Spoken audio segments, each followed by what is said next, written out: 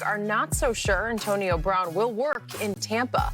One anonymous exec said the Buccaneers have, quote, some good mojo right now. And if Antonio Brown has proven one thing, he can ruin that. While also an offensive coordinator said that it was a mistake to bring in AB and disrupt the chemistry that Brady and Tampa has already built. Michael Vick is still with us. You were a teammate of Brown's in Pittsburgh in 2015. So, Mike, is AB a good idea or bad idea for the Bucs?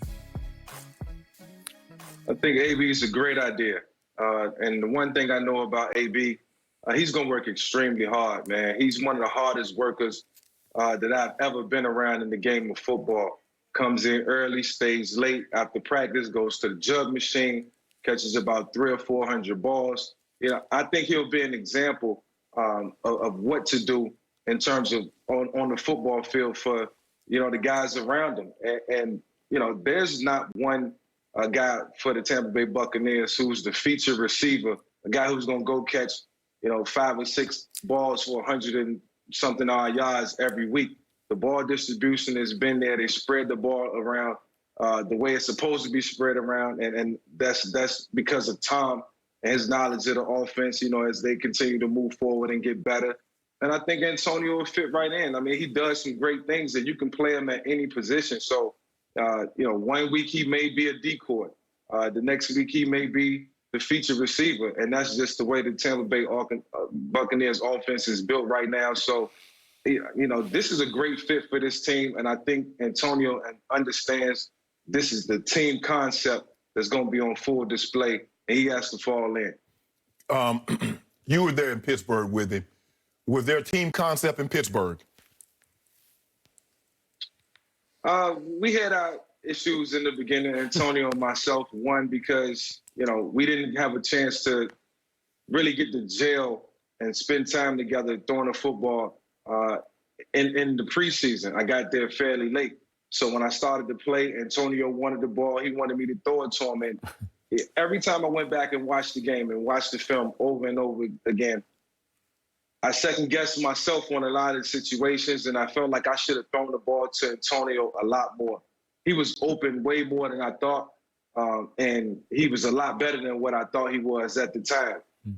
And then I look at the fact that him and Ben had spent a lot of time together. You know, he was always, you know, talking to Ben. They was always communicating on the same page. And, you know, I really had a lot of respect for that relationship that they had. And it was all because of Antonio, you know, being proactive, you know, wanting more, asking to do more, and demanding the ball at the same time. So, you know, it wasn't always pretty, but for the most part, when I was there, you know, Mike Tomlin was able to keep him in check, and Ben.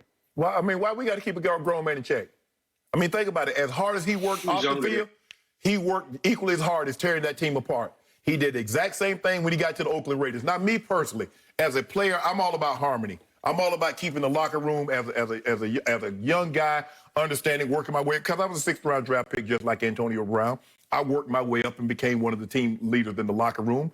But I also understood that I had certain privileges. But the thing is that what the great players understand is that they never abuse those privileges. Could I have been late a minute or two? Sure. Could I have been late to practice a minute or two? Sure. But I didn't want the younger guys to say, well, hey, if I ever get like Shannon Sharp, if I become an all-pro, if I become this type of player, I can do this. I wanted to set an example, but that's not how he thinks.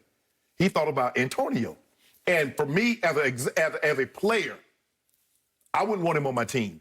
Now, I'm not saying that he doesn't deserve a second chance.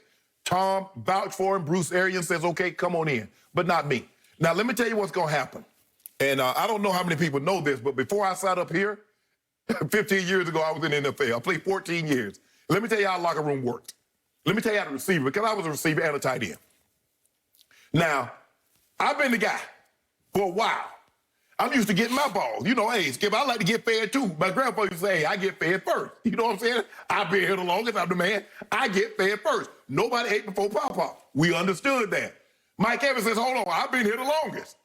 Now, he's already not getting his allotment of balls that he used to getting. Still getting the most balls. He's still getting them, but not like he used to. All right. Chris Godwin said, hold on. Skip Bayless said I was the highest graded receiver on Pro Football Focus. Yep. I only caught one pass.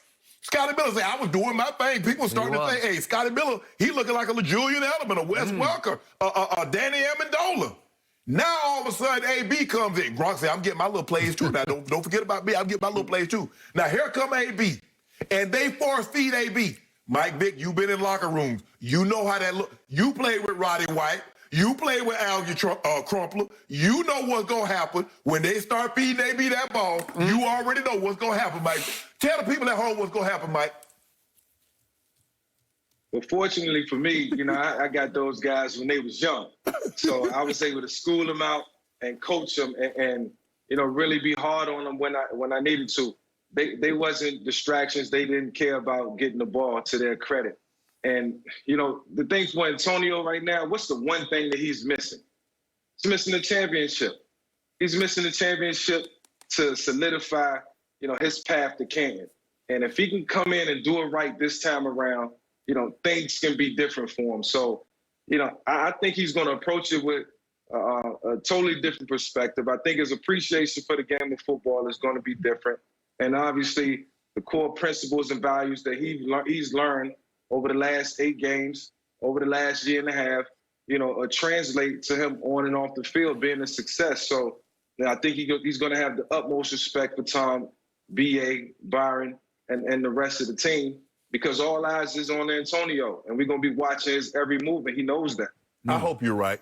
I really hope you're right. You do not hope. No, I hope he's right, Skip, because I know there's not another chance after this. Well, obviously not. That's what I'm saying, Skip. I hope this is But a this big is last part of you would like to see Brady fail, so you want to see AB help Brady fail. No. I want Brady to play well, because I don't want you to have an excuse. Because, see, then you will have an out. You always have an out when Brady loses. It was the defense or this guy did that. You will never give anybody else credit. I will never say it's AB's fault. No. I ain't talking about AB. Okay. I'm talking about the other team. You won't give them the credit. All right. I would like to publicly thank Michael Vick for that powerful endorsement of Antonio Brown joining Tom Brady and the Buccaneers. It was beautifully done, and it touched my heart because I believe in what Michael Vick just said. I believe this is going to work. As high risk as it is, I give Shannon, it's high risk because they are 6-2, and something's going pretty well right now, really right? well. Okay. Yes. But it's going to work for 3 reasons. Number one, the GOAT, Tom Brady, he guaranteed it to Bruce Arians. It's like you co-sign on a big loan for your buddy, right? Yeah. You co-signed. You're responsible. Okay, you are responsible. Number 2, this is the first time in Antonio's career he has not been crucial to the success of the team he's about to play for. He was obviously crucial to Pittsburgh's success, and he knew it. Right. And he was crucial to the Oakland Raiders' success because he was going to be their godsend. He was going to take them up to a Super Bowl level, and you know what happened fairly quickly. Yep. He was crucial to Brady in New England because the cupboard was bare. Yep. He stepped in, and the first day he was by far the best wide receiver that they had. Am I right? Yeah. Okay. So all of a sudden, AB knows he's not